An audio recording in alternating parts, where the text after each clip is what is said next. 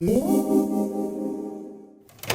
guys, I'm Bailey, and did you know that narrative writing is the hardest style of writing to write and the easiest style of writing to read?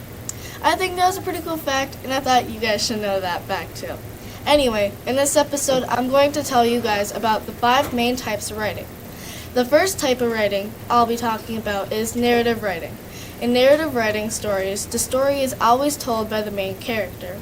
The second type is expository. In expository, the writing style is used to describe things like people, places, and ideas.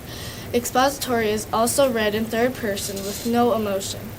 The third type of writing is persuasive writing.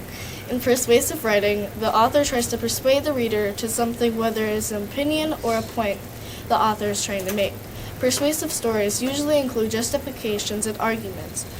The fourth type of writing is descriptive writing.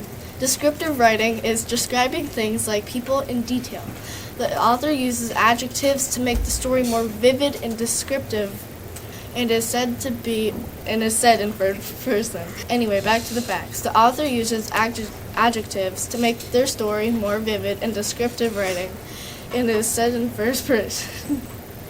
The last but not least is creative writing. Creative writing is simply just writing that is not even close to professional writing. Basically, creative writing is just you writing from your imagination. Well, that's all for this episode. Thanks for watching, and I hope you learned something new. Bye!